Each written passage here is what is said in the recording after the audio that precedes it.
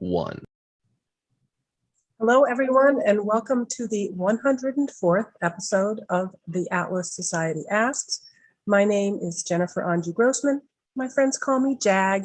I'm the CEO of the Atlas Society. We are the leading nonprofit introducing young people to the ideas of Ayn Rand in fun, creative ways like graphic novels and animated videos.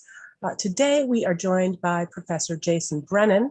Before I even begin to introduce Professor Brennan, I want to remind all of you who are watching us on Zoom, Facebook, Instagram, Twitter, LinkedIn, or YouTube, use the comment section, type in your questions, get them queued up now, and we'll get to as many of them as we can. Jason Brennan is a philosopher and a business professor at the McDonough School of Business at Georgetown University. He has written dozens of articles and papers for both scholarly and popular magazines, and has authored 20 books. I think he's right up there as setting that record for our guests, including The Ethics of Voting Against Democracy, Why Not Capitalism, and why, my personal favorite, Why It's Okay to Want to Be Rich. Jason, welcome again, and thank you for joining us. Thanks for having me. So first, let's start with your origin story. Where did you grow up?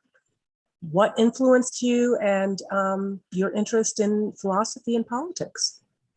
Thanks. I'm from the Boston area. I'm actually the only person in my family that doesn't have a Bostonian accent. My twin brother sounds like Ted Kennedy. I don't know where I lost it.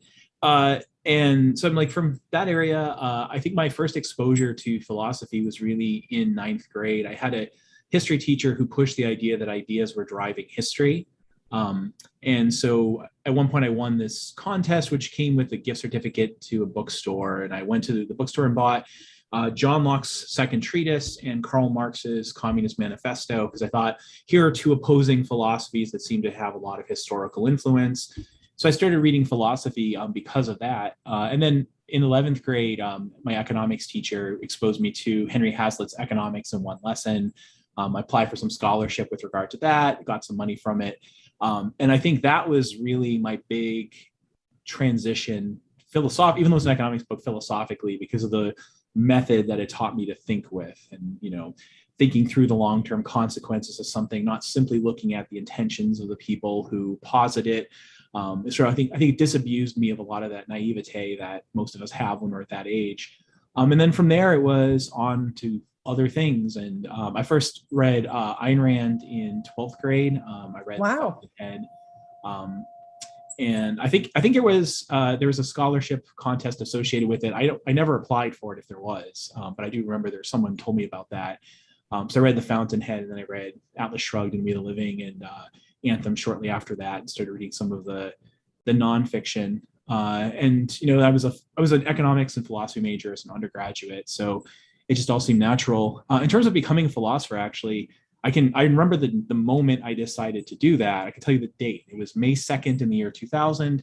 I was at my university, and I knew I needed to take time off to go work basically in a factory to make enough money to go back to college. I was paying for college out of my own pocket. I ran out of cash.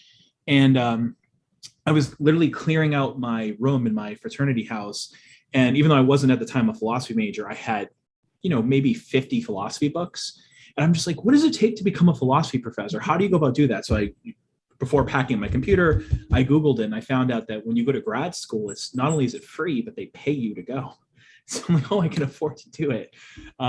So that was May 2nd, 2000. I made this plan, like, I'm going to go back. I'll do a philosophy major.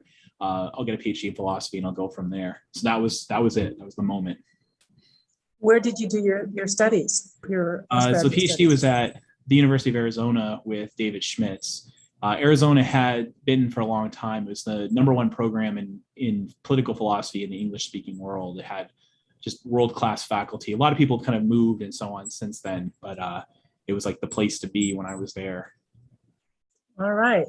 Well, I read your book on libertarianism, and at the outset, you had a categorization that I had not heard before of libertarians, classical liberals, and neoclassical liberals,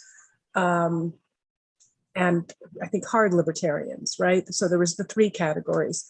What are the primary differences between these groups, and what category best describes you? Yeah, and to be honest, I'm not sure if I really like that distinction anymore that I was drawing back then. I think I might have moved away from that. But the book came out 2012. That was 2011. I wrote it, I guess.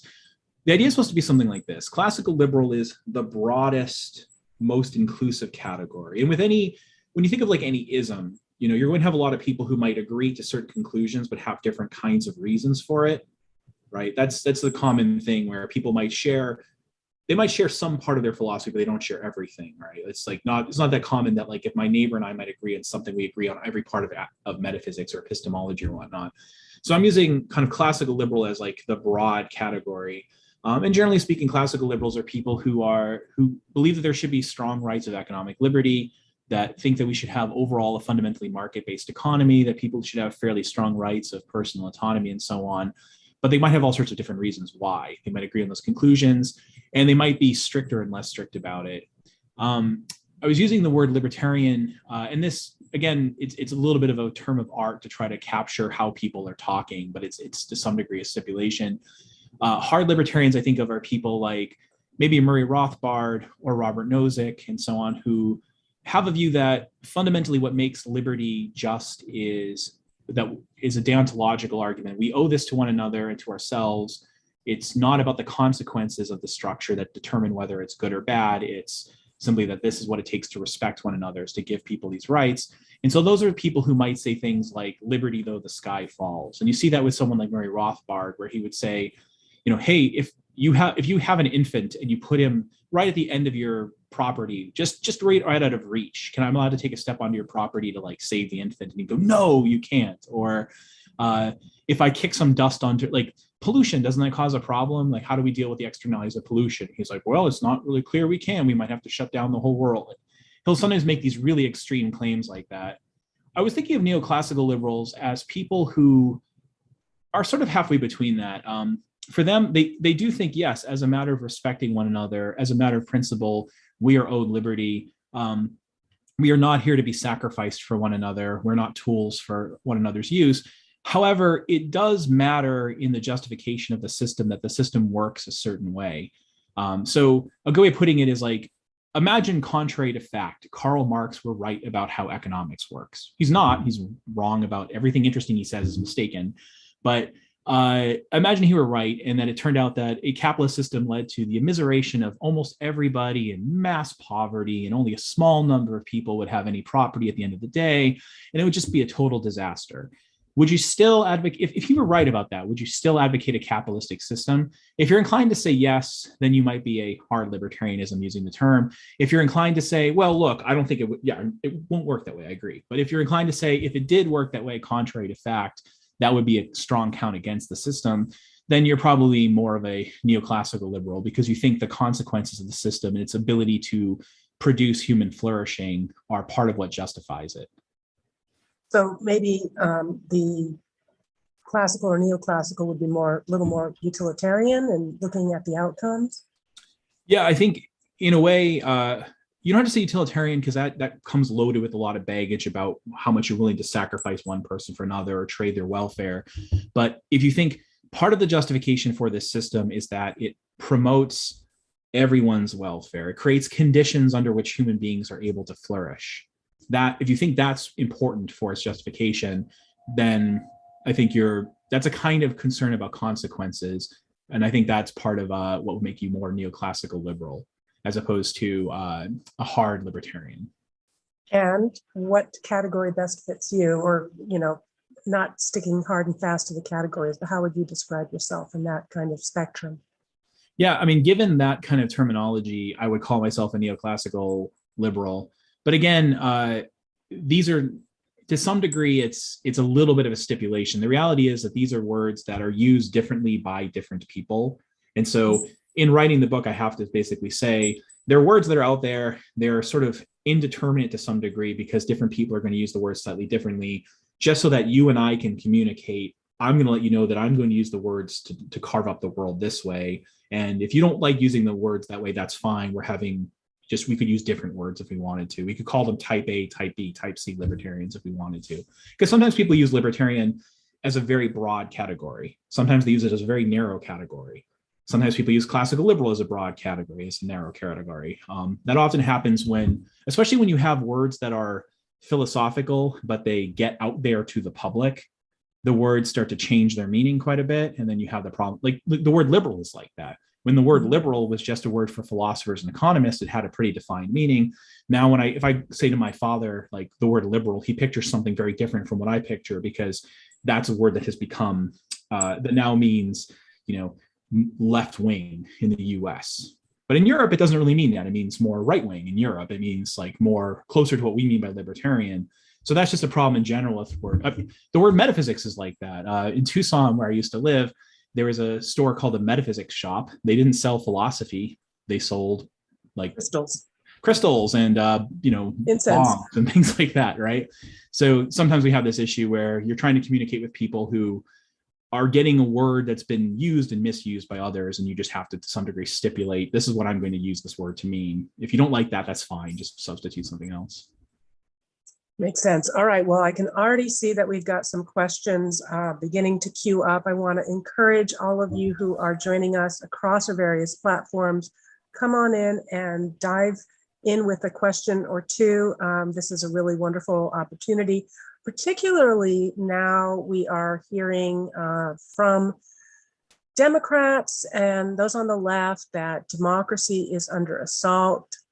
Professor Jason Brennan has written extensively about democratic theory and the ethics of voting. So I want to dive in with your view on that whole debate. How do you interpret the complaint?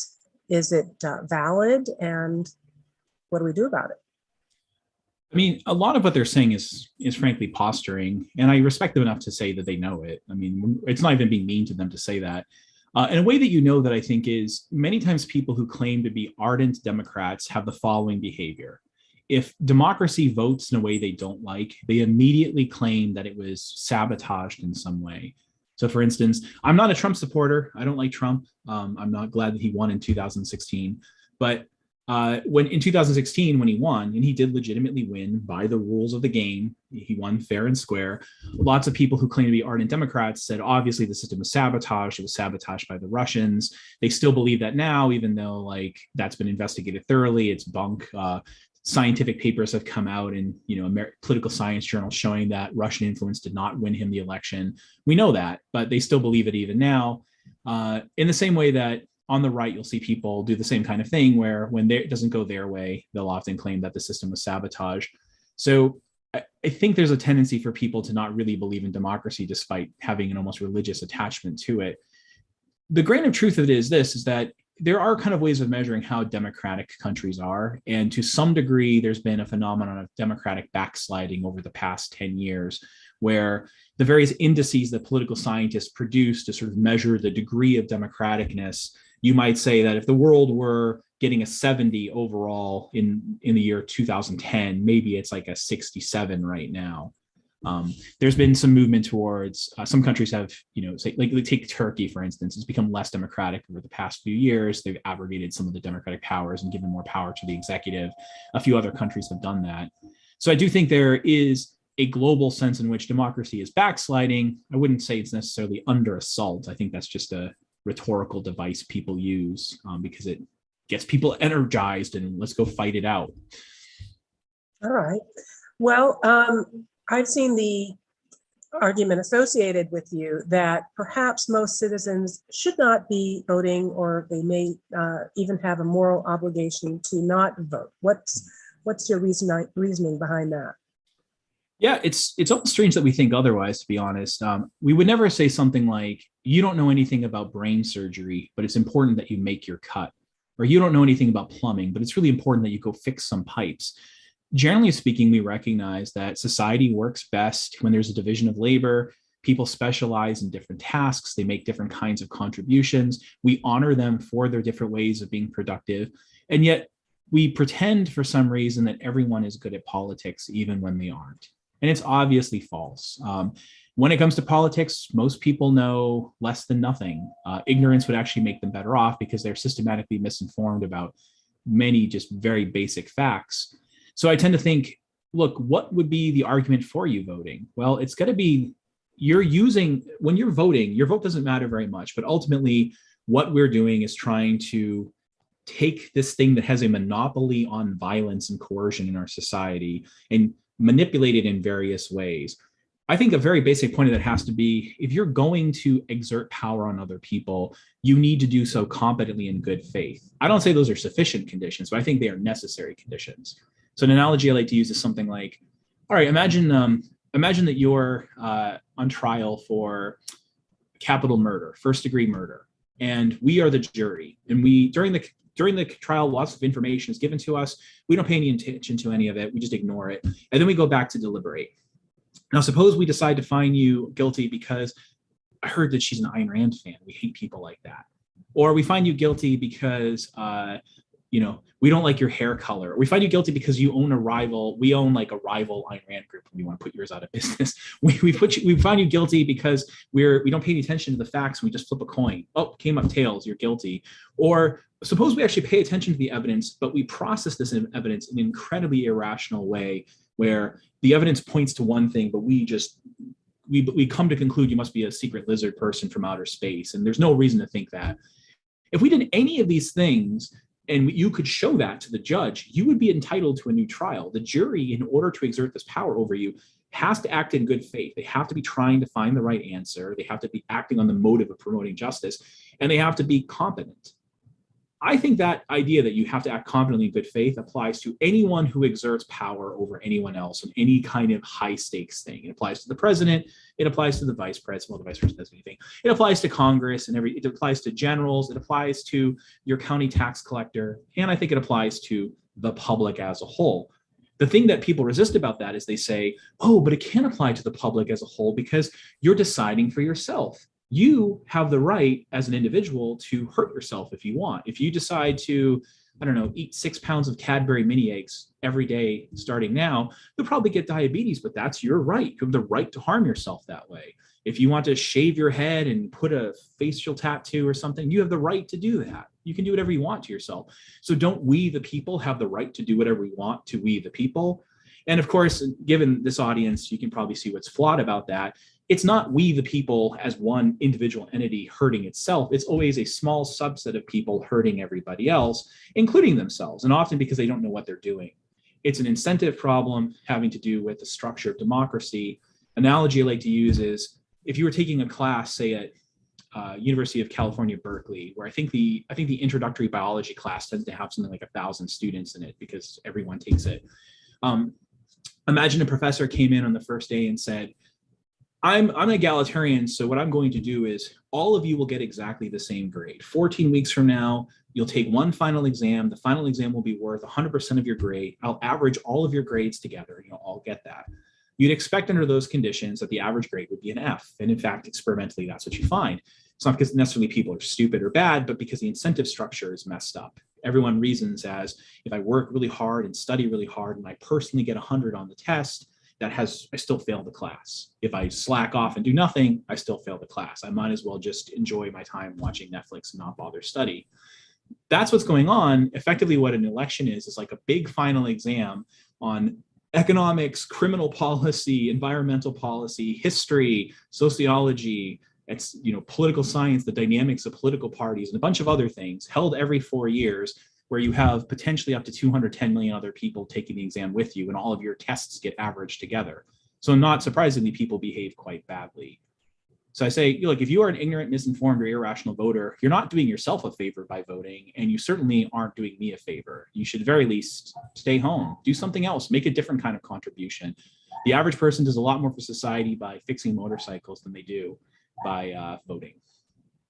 Well, I feel better because there have been years, including 2016, when I just didn't vote, and maybe I was doing the right thing. So, all right, I have so many more questions for you, Professor, but I've got some really good ones coming in over the transom. So with your permission, I'm going to get to a few of those. Sure, sounds good. All right, Instagram, Tara Bryce says, Professor, in your opinion, does the world need more philosophy professors? I see a lot of grad students who want to go down that path. No, it probably doesn't. Unfortunately, not to be mean to my field, but look, I love philosophy. I think it's really interesting. I think it's a great career if you can get it, and I think it's worth doing and worth doing well. But I wouldn't say the average person who's likely to pursue it is going to do it well. I don't think the typical philosophy article is worth reading. It's difficult to, well, I wouldn't say it's difficult, but it's difficult to get a job just because it's a saturated field. There isn't a huge amount of demand for it. So maybe a better way of putting it, maybe this is what you have in mind, is I think what the world needs is more good philosophy. It doesn't need more philosophers per se. And given the dynamics of academia, academia has a strong tendency to select for a kind of conformity. It's sort of doing other people's work, finding the nth digit in someone else, on a variable in someone else's equation, and getting rewarded for that. So if we saturated the world with more philosophers, we would get some people who are doing really brave stuff and interesting stuff. We'd get a lot more of those people. So yes, I think the world desperately needs good philosophy. I'm not sure adding more philosophy professors would really do it, though. All right. From Facebook, Kareem Trammell is asking about the modern LP. She says it seems to act as a big umbrella for a bunch of different ideas that might even clash. Do you think that classical, neoclassical liberals no longer have a spot in the LP, or is that an area that you've looked at? It's a great question. I think the LP, the problem with the Libertarian Party is that they're never going to be a viable party, and it's not really their fault. It's that the deck is stacked against them. Third parties in the US generally are fairly silly. All of them are, even when they have a real ideology that could make them less silly. And that's because parties have no chance of winning. So Google this, Diverger's law, essentially Diverger's law, it's pronounced different ways. Basically, there's this thing, we have what's called first past the post voting in the US. Whoever gets the most votes wins. Statistically, that predicts that you'll have two major parties. Right? It's possible for a third party to win, but for various statistical reasons, you can look on Wikipedia, they'll explain it to you. It's likely that you'll only have two major parties. And when a third party comes up, it will replace one of them, sort of like the Whigs were replaced by the Republicans and that kind of thing. Because of that, anyone who is really trying to influence policy and actually do anything will almost always try to work within those two parties. The parties, by the way, know this. That's why, it's very unlikely they'll ever change the voting system. They're well aware that this voting system leads to a duopoly. And even though they hate the other party and rather just be a monopoly, they certainly want to put in a change. So if someone said to me, how would you try to fix the Libertarian Party? I'd say, I would try to put in proportional voting or some other voting system in the US that makes it so that more than two parties are viable. And once these other parties have a real chance of winning because of the way the voting system works, then people who are really trying to do something will actually join those parties and work within them. So right now, I think a lot of what you're seeing with third parties is largely expressive behavior, protest behavior, weirdos that want to hang out with each other because they have a niche interest. That's true of the LP, it's true of all the other parties. It's in a way, not really their fault. It's the system is loaded against them. Interesting. All right. On Facebook, Jay Carver asks, do you think that words becoming more fast and loose in their meaning is part of the reason why people fall into the subjectivist philosophy trap? Yeah, it probably does. Because in a way, if you start thinking that words can mean whatever you want them to mean, it's not too far from there.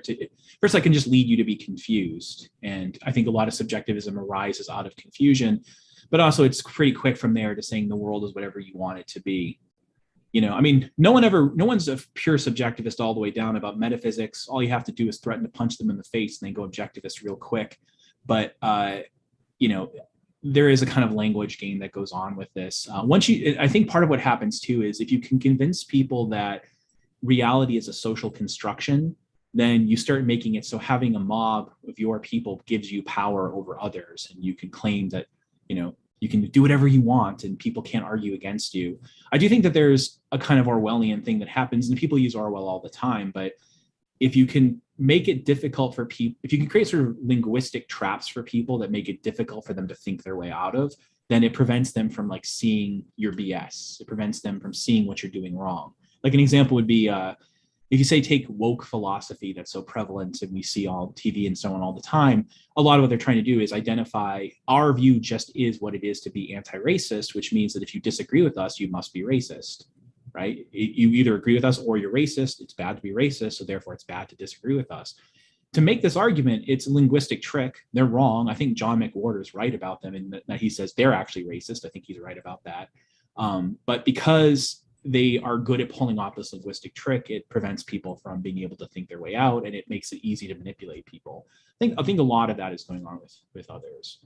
So yeah, one of the good things about philosophy is oftentimes it insists on a precision of language use, including, by the way, recognizing that natural language is imprecise. And so sometimes we just have to say, look, I'm going to divide the world up this way. I'm going to try to use these categories this way. Hopefully that's helpful. Here's what I'm doing. I'm going to be really, really clear about what I'm saying and why. And I'm open to being criticized about that. Even just doing that can make it more likely we see what the truth is and less likely that we get stuck in the way that most people do. Okay, I'll take one more, then I'm going to go back to my questions, but guys, keep them coming because these are really great questions. Facebook Matt LOB asks, do you think people are misinformed in voting more so today because politics feels more removed from our daily lives? So maybe first, I mean, are we more misinformed or has it been relatively, constant? And what might be driving that? Is Good it question. disinformation and malinformation?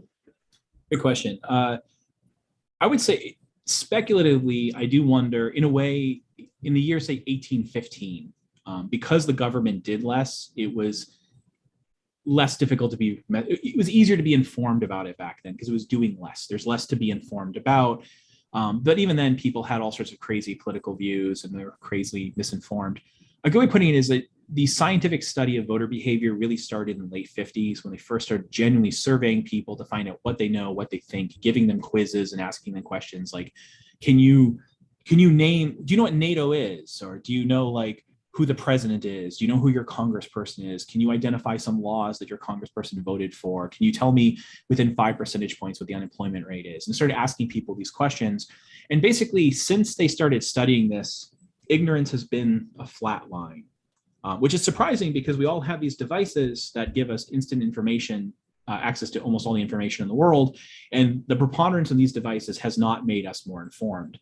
At the same time, though, we've gotten probably more biased and irrational in the sense that politics is more and more today not about policy. It's about expressing your identity. So a good way of thinking about it is like I'm wearing a Georgetown shirt right now. Right. I work there. When I wear this around, then people look at me and go, oh, he's have some affiliation with Georgetown. That's prestigious. Oh, I might look at him a certain way because of that. We're doing that all the time with our symbolic behavior. Right. So if I wear like sports stuff from the New England area, like the Red Sox or the Patriots or something, then people in that area know that I'm one of them.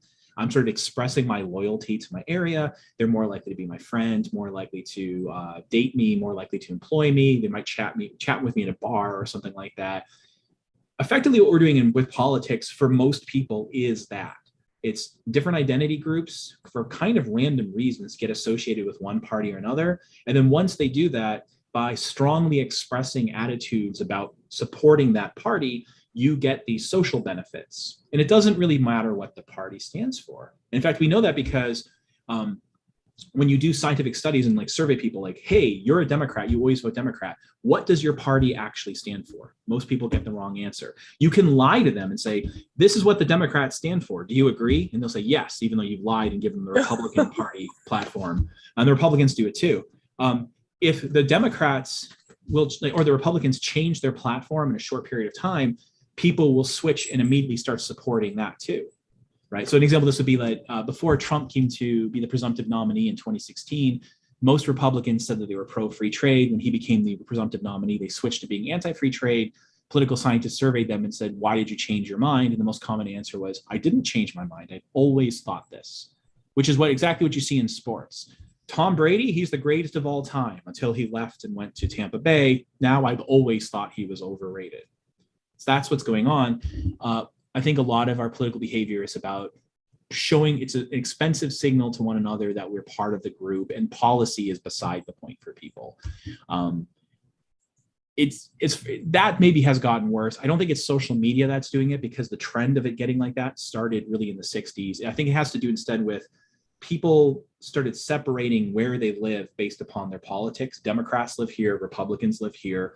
The result of that is you never interact with somebody who isn't part of your political tribe. And then that leads to, in order to have the signal that you're a good member of your tribe, you have to become more extreme and more loyal. And that just gets worse and worse. Interesting. All right. Well, I want to return to your book, Why It's Okay to Want to Be Rich. In it, you take issue with the idea that the love of money is the root of all evil. It's a position, of course, near and dear to our hearts here at the Altas Society. So tell us, why do the moralizers get it backwards? What is the root of all evil from your perspective, and what is the root of all good? Yeah, great question. I'm not sure if there's one root of either of those things, but I do try to argue in the book that it's okay to want money and want more of it. It's okay to make it, and it's okay to keep most of what you make. You're not in perpetual debt to the world for having made it. So, I think the arguments will overall be pretty familiar. I think a lot of what I'm trying to do is write for an audience that's extremely unsympathetic to that position. Start from where they are and try to move them over in my direction.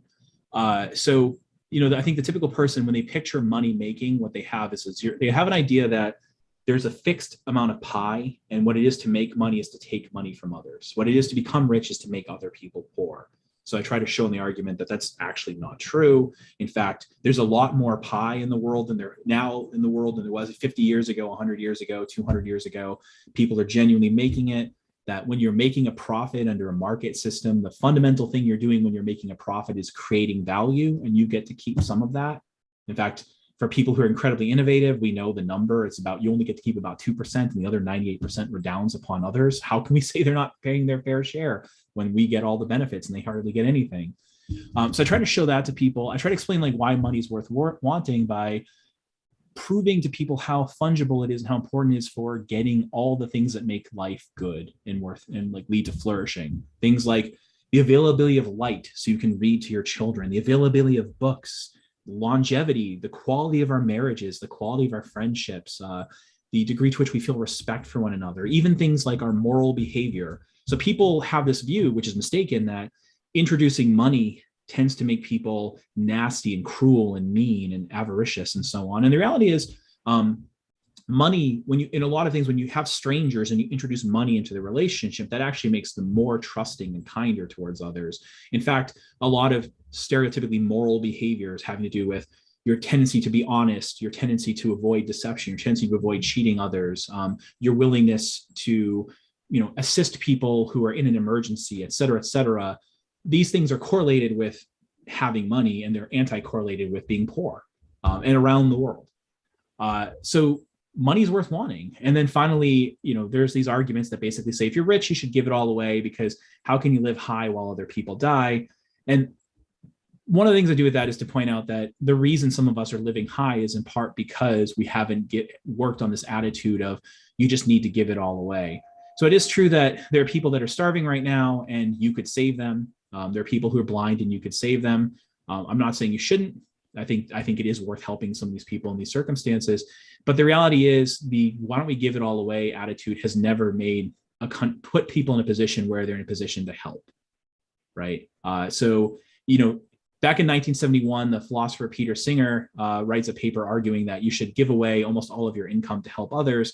And basically, no one listens to Peter Singer. And as a result, South Korea goes from being a poor country to being a rich country in 25 years because people didn't listen to him. And instead, they bought VCRs and cars and stereos and other kinds of things. So it's important to recognize that trade and investment are the things that actually liberate people to be rich and put them in the position to wonder how much they should help people. Let's help everyone it's like that never actually succeeds in lifting a country out of poverty. It never actually succeeds in creating prosperity. What it does do is stop people in some cases from starving to death. And we should be aware that that's all it really does.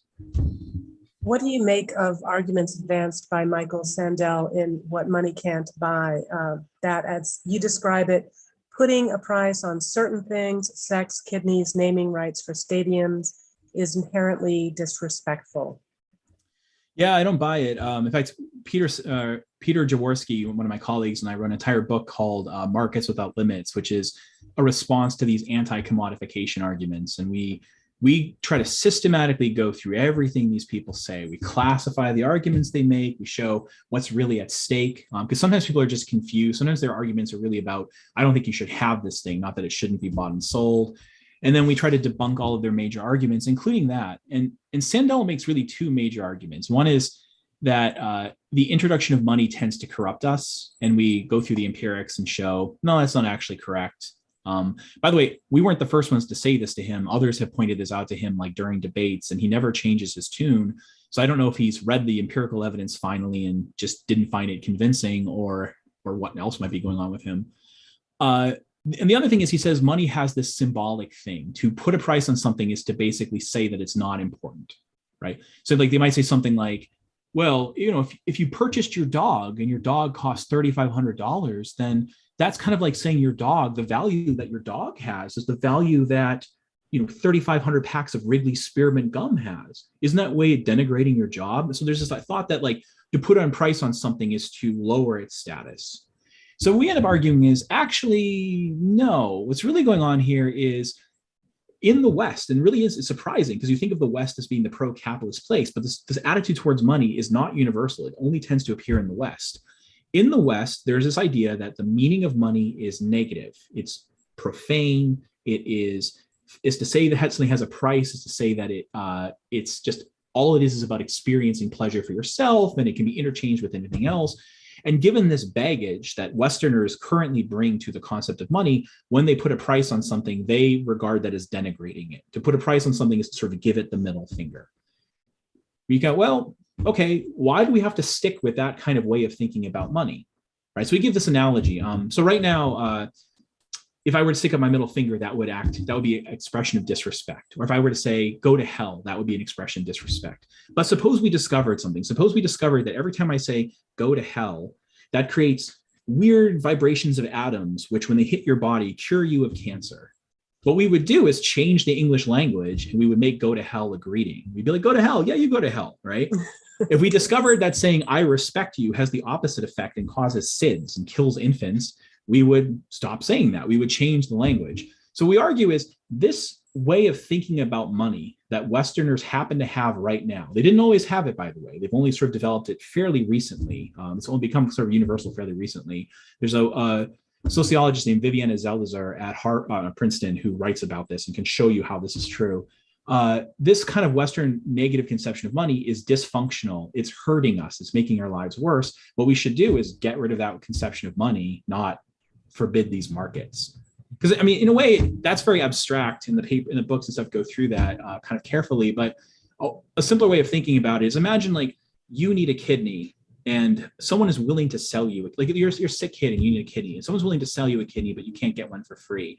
And that person is willing to do it for quite a bit of money, and I'm willing to pay for it. And then along comes Michael Sandel saying, well, you know, putting a price on a kidney, that's kind of like giving the middle finger to life. And I'm not sure if we should do that. Maybe you should just die. I mean, how can that be respectful of life?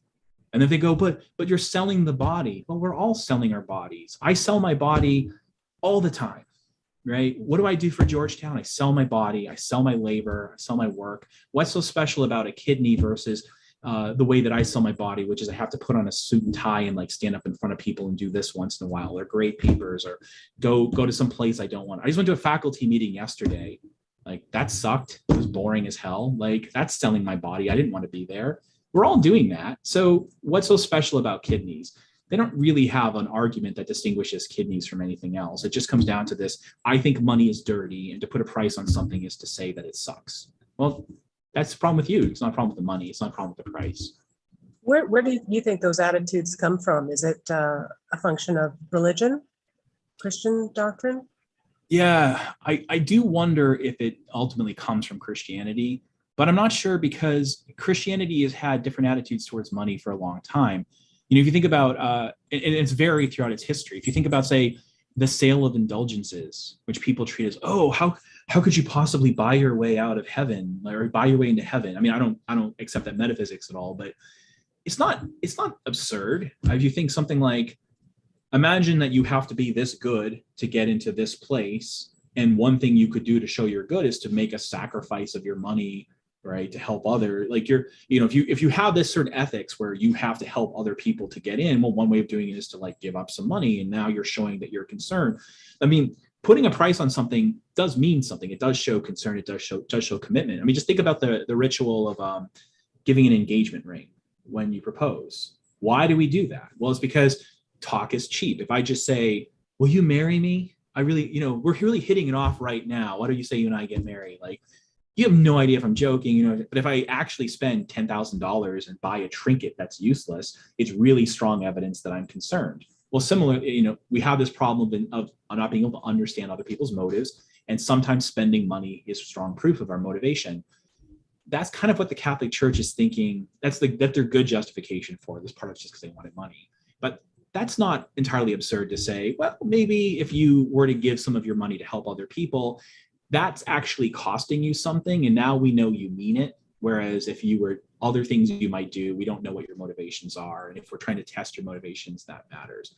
So in the West, I mean, that's just one example, but in the West, attitudes, even among Christians towards money, have varied over time. Certain denominations of Christianity have thought one thing and they might change over time. I'm not really sure why the West has settled on this view of money. And having read a lot of papers on it, I'm still not really sure why.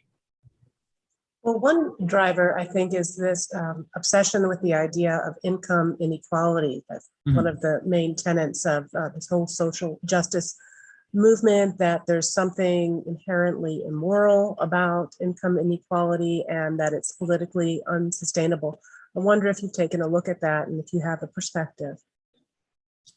Well, this attitude towards money has been around a while, and inequality has been around forever. I don't know if that's causing either. I do think that most arguments, I think, for egalitarianism turn out not to really be arguments for egalitarianism. When you really delve into it, oftentimes they're just a complaint about the mechanism by which money is distributed. They're often about fairness or merit instead. They might think, well, you're rich and that person's not, but it's not because you were meritorious or earned it, but because the system was unjust in some way. You benefited from like an economic rent and they didn't. Then it's kind of like you're complaining about inequality, but really your complaint is about the process. Sometimes I think the complaints about inequality are really about priority. And that's why so leveling down our argument against egalitarianism is so powerful. You say, okay, this person's rich and this person's poor. Would you be happy if everyone were poor? And they say no. Like, okay, well then you're probably not really concerned about that, about the inequality. You're really because I fixed the inequality. You're actually just concerned about the person being poor. So maybe you want to do something about that. And well, what would we do? What's causing that poverty? Is there something we can do to alleviate it? I think oftentimes these arguments are not really well placed. I think people are, in the same way that I think when it comes to moral relativism, one of the most common arguments that people make in favor of moral relativism is, oh, I should be tolerant of people with different attitudes and different lifestyles, therefore I should be a relativist. And philosophers are quick to point out, no, what you've actually just argued is that you should be an objectivist about tolerance. And so you're confused. I think similarly, people are like, I'm sad that some people are poor, therefore I should be an egalitarian. It's like, no, you should advocate the system that alleviates and reduces poverty, which turns out not to be systems that create equality. All right. Well, you had mentioned suffering through a very boring and tedious faculty meeting recently, and it calls to mind another guest that we had on the show, Professor Dorian Abbott, who is a geophysics professor at the University of Chicago. And he started kind of bubbling up some ideas in faculty meetings about is the diversity, inclusion, and equity agenda, is that actually accomplishing the goals that we want to have? And he didn't get much traction in his meeting, so he started making some YouTube videos of it. And when he received a very prestigious invitation to speak at MIT, the staff and students got wind of it and led to his canceling of the invitation and a whole bunch of other problems for him. And in discussing this with him, he mentioned that he noticed some changes in his department. Again, we're talking the geophysics department about 5 years ago, and then accelerating after 2020. And we talked briefly before we went on air about your experience. And I don't know if it's just that Georgetown is a saner place, or if you're just a guy that puts off a "don't mess with me" vibe. But I know you haven't had a lot of personal experience with people, and maybe it's also because you just were like, "Hey, I'm not going to do the social media thing." But have you noticed changes in students, in faculty, in terms of some more intolerance or dogmatism? Or what's your experience been? Yeah, we were talking about it earlier. I've been lucky in that despite being a person who writes controversial things, I mean, I wrote a book called Against Democracy, and I write critiques of like prevailing attitudes among the places that I work. I write an entire critique of higher education as an institution. I haven't had any attempts to cancel me, and it's not because Georgetown is a saner place overall. If you Google Georgetown law, you'll find out that despite us having a very strenuous and strict free speech code, nevertheless, the dean of our law school manages to find ways to circumvent that, to stifle speech that he dislikes, and that's sort of ongoing. In fact, there's a case right now that's not clear what's going to happen with regard to that. So I wouldn't say that I'm lucky because I'm in a place that's particularly sane. Maybe the business school at Georgetown is relatively sane compared to, say, the law school, which I think is quite a bit worse. And I just, maybe there are a few topics that just have become sort of sacred. Like, you're not allowed to challenge trans, like, theories of what it is to be a trans person without drawing the ire of a lot of activists who will come after you. Peter Singer, who I mentioned before, he's famous for arguing that if a disabled infant is born, it would cost $1 million to save that infant's life, that it'd be better to euthanize the infant and take that $1 million and save 600 infants over here. Because he said that back in the 80s, everywhere he goes, he gets, well, not literally everywhere, but he gets protested all the time. And he's someone who's really on the left. So that's a topic that's often treated as sacred. I think it's interesting why they focused on the DEI stuff, but I have a kind of pet theory of academia that goes like this. You can think of higher education as having two sets of actors with different sets of interest, faculty and administrators. It is true they have genuine ideologies. Like, for instance, administrators tend to be much farther to the left than faculty tend to be. We have some evidence of that in the book Cracks in Every Tower. We showed some reasons to think that's true. But you can think of them as fighting for power and resources within the organization. And anytime like money goes to one group, it doesn't go to the other. When faculty have complete freedom and all this stuff about academic freedom and all these rights, that comes at the expense of admins, and admins would rather control that.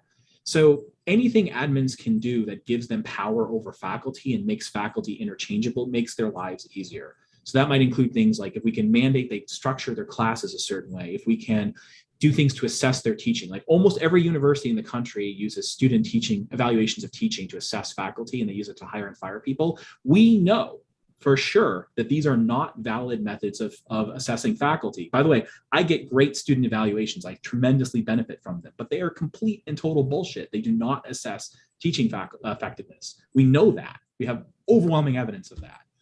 But they give admin power over faculty. The DEI stuff, if we can make it in order for you to be a professor, you basically have to get permission from the secretaries, like about what you're allowed to say and when you're going to say it. They get power, they get resources. It's beneficial for administration if faculty are kind of complacent, quiet, say the same things, predictable, interchangeable, etc., and the admins rule over them. The admins are supposed to serve the faculty, but you've really been moving for the past 30 years to a system where the admins control the game.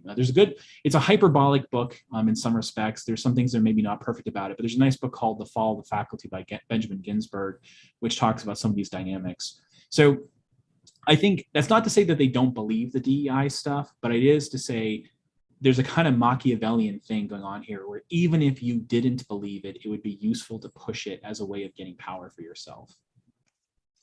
All right, we've got about 10 more minutes, and I want to get back to some of these wonderful questions. Instagram Georgian asks, who are your heroes and villains in philosophy?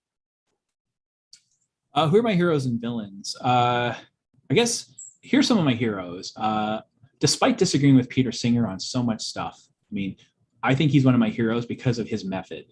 What I think he tries to do, and I don't think this is just about manipulating people, I think it's about really what it takes to communicate is, it's like, you and I have some common ground. We'll start by talking about what do we both understand is true, and then what might that imply that's surprising, right?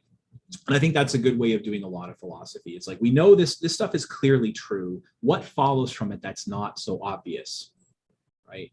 I like that method of his, and he writes in a very clear way. I really hate it when people write in an obscure way. I think they're very rarely is an obscure writer obscure because they're deep. Usually they're obscure because they're muddy.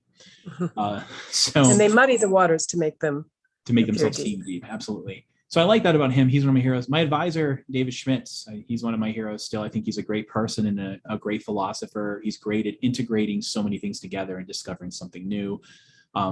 His method of like philosophy by itself isn't good. You need philosophy and the social sciences and the natural sciences. You have to integrate all this stuff.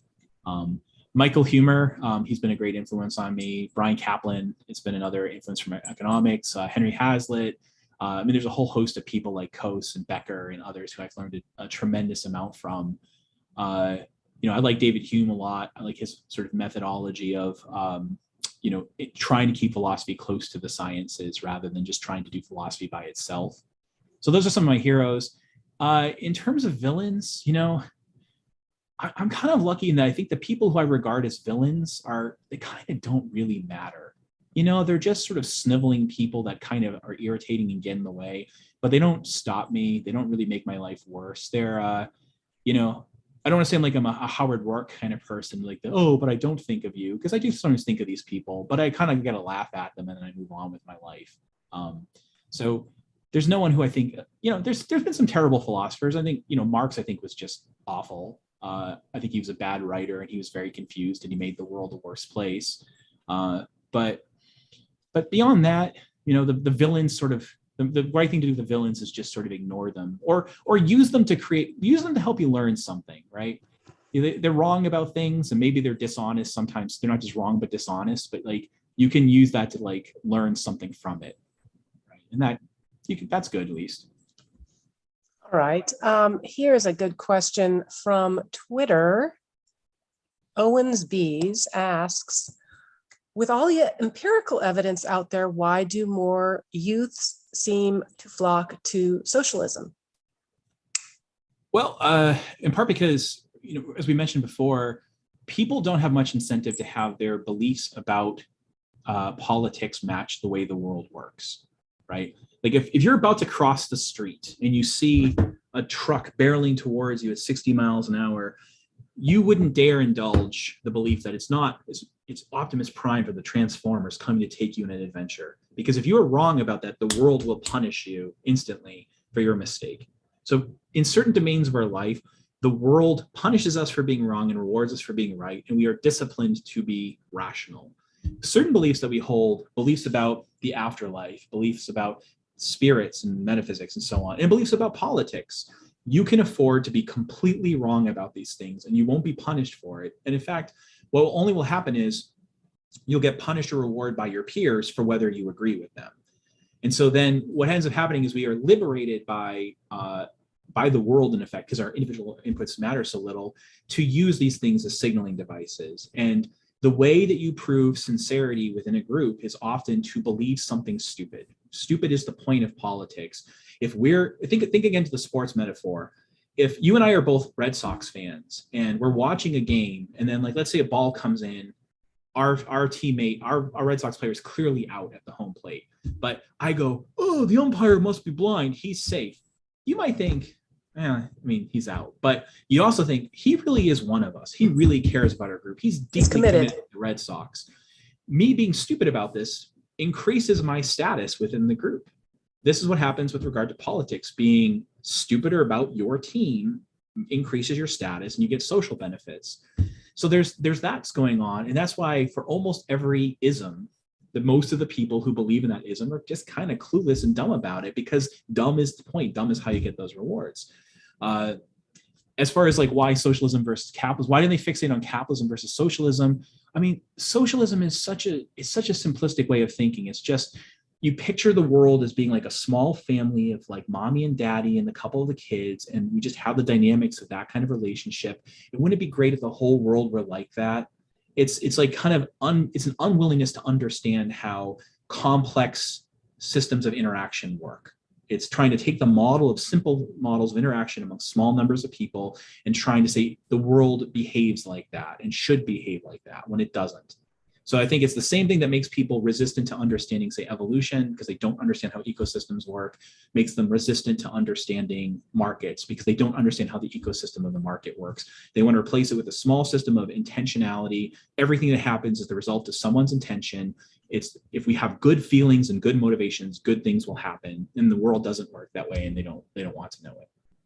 All right, we're running out of time. I'm going to squeeze in one last question from Instagram, especially given all of the debate around whether or not to forgive college loans or have those subsidized in some way. Star Bright 99 asks, do you think college does more harm than good financially, intellectually, aside from a few specific degree paths? And I guess my add-on to that would be, what do you think of people like Isaac Morehouse or Peter Thiel, almost encouraging people to try an alternate path? Yeah, great question. I often teach what are called freshman seminars at my school, and I will often spend the first couple of weeks of those disabusing people of many of their magical notions of what happens in higher education. I'll show them data proving to them that they won't really learn very much, and they won't really develop their human capital skills. They won't develop their soft skills. They won't develop their hard skills. And I work in a business program where we're nominally teaching people skills that they'll use on the job. So overall, I think my advice to people as an individual is this.